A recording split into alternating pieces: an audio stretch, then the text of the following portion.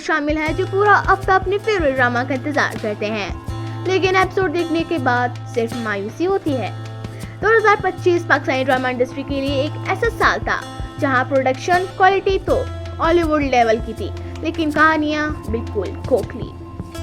महविश आयात की वापसी हो या दानिश तैमूर का इंटेंस रोमांस, खलील रहमान कमर के डायलॉग्स हो या रियल लाइफ कपल्स की ऑन स्क्रीन केमिस्ट्री, इस साल बड़े से बड़े नाम भी ऑडियंस को इम्प्रेस करने में बुरी तरह नाकाम रहे। व्यूअर्स अब समझदार हो चुके हैं, उन्हें सिर्फ चेहरे नहीं स्ट्रॉन्ग कंटेंट चाहिए।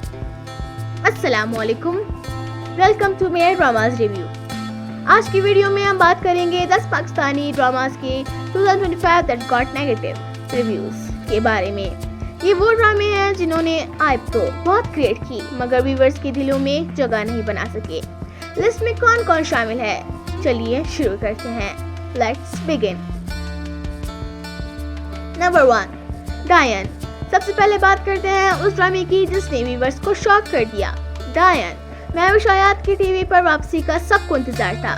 सुपरनैचुरल थ्रिलर के नाम पर प्रमोट किया गया, लेकिन दिखाया गया 80s की आउटडेटेड हॉरर फिल्म्स का मिक्स, उड़ने वाले सांप, आइलॉजिकल सीन्स और जबरदस्ती की फैंटेसी।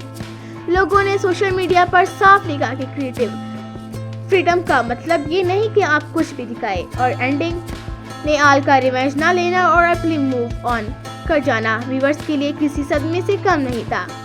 एक अच्छी कास्ट मगर स्क्रिप्ट डिजास्टर। नंबर 2, मन मस्त मलंग। अब आते हैं मन मस्त मलंग पर। दानिश तैमूर और सहर हाशमी नाम ही काफी था व्यूअरशिप के लिए। टीजर में लगा कि कोई इंटेंस लव स्टोरी होगी, मगर ड्रामा रिलीज होते ही कंट्रोवर्सी का शिकार हो गया। व्यूअर्स का कहना था कि इसमें दिखाई गई बोल्ड सीन्स और हीरो का हीरोइन को बेड से बांधना ये पाकिस्तानी कल्चर नहीं है। कहानी में डेप्थ थी ही नहीं, बस शॉक वैल्यू के लिए सीन्स डाले गए थे। रेटिंग जरूर आई मगर इज्जत नहीं मिली। नंबर 3, सुन मेरे दिल। ये नाम सुनकर दिल टूट जाता है। सुन मेरे दिल।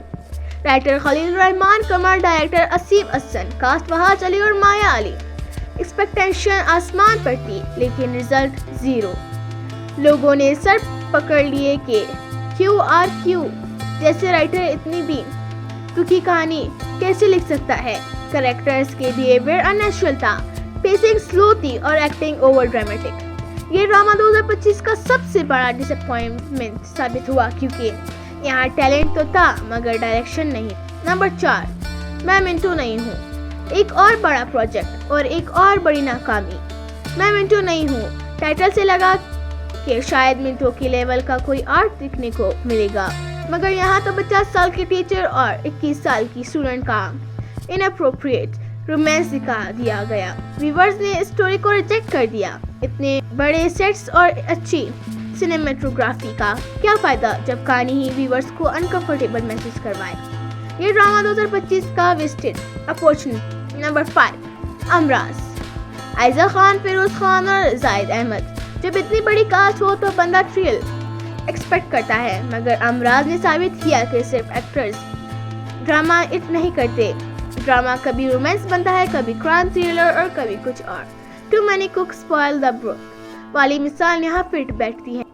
स्क्रिप्ट इतना कंफ्यूजिंग था कि व्यूअर्स का इंटरेस्ट आधे रास्ते में ही खत्म हो गया। नंबर 6, अगर तुम साथ हो। रियल लाइफ कपल मारवा हुसैन और आमिर गिलानी की शादी का फौरन बाद ये ड्रामा आया। आइप इतनी थी कि लेकिन ड्रामे में स्टोरी कहाँ थी। बस शादी की पॉपुलैरिटी को कैच करने की कोशिश की गई। इमोशनल डेप्थ गायब थी और सीन्स रिपीटेटिव थे। फैंस को लगा कि उनकी फेवरेट कपल को एक बेहतर स्क्रिप्ट मिलना चाहिए था। नंबर 7, बेरूथ। फैसल कुरैशी ने इस ड्रामे में 9 कैरेक्टर प्ले किए। एक्टिंग लेवल कमाल था, लेकिन बेरूथिया की राइटिंग ने सब खराब कर दिया। स्प्लिट पर्सनैलिटी डिसऑर्डर जैसे सेंसिटिव टॉपिक को मजाक बना दिया गया। कहानी में इतनी कंफ्यूजन थी कि आम व्यूअर्स समझ ही नहीं सके कि वो क्या रहा है। राइटर के खुद प्रोजेक्ट से दूर हो जाना बताता है कि मामला कितना खराब था। नंबर 8, मेरी बहुएं। अगर आपको सर दर्द चाहिए तो मेरी माँ ने आपको मेरी बहु बहुए देखना लेना चाहिए। वही पुराना सास बहू का रोना धोना, चीखना चिल्लाना और टॉक्सिक माहौल। 2025 में व्यूअर्स नया कंटेंट चाहते हैं, मगर ये ड्रामा अम्मी वापस पुराने जमाने में ले गया। इस ड्रामे ने व्यूअर्स को एंटरटेन करने की बजाय सिर्फ फ्रस्ट्रेशन दी। नंबर 9, शिरीन फरहाद। फरहान सईद और किंजा हाशमी ओल्ड बॉलीवुड का सेट और विंटेज वाइब्स विजुअल बहुत प्यारे थे, मगर शिरीन फरहाद देखने वालों को सुला देता था। कहानी कछुए की चाल से भी स्लो थी। गुड लुक्स और अच्छे कपड़े स्क्रिप्ट की कमजोरी को छुपा नहीं सके। नंबर 10, मासूम। और आखिरी में मासूम, इमरान अशरफ और सोनिया हुसैन जैसे एक्टर्स, मगर कहानी कॉपी निकले। बॉलीवुड मूवी वो 7 दिन की पाकिस्तानी ड्रामाज अपनी ओरिजिनलिटी के लिए मशहूर हैं, लेकिन जब आप पुरानी कहानियों को रिसाइकल करेंगे तो व्यूअर्स को तो नेगेटिव रिव्यू देंगे ही।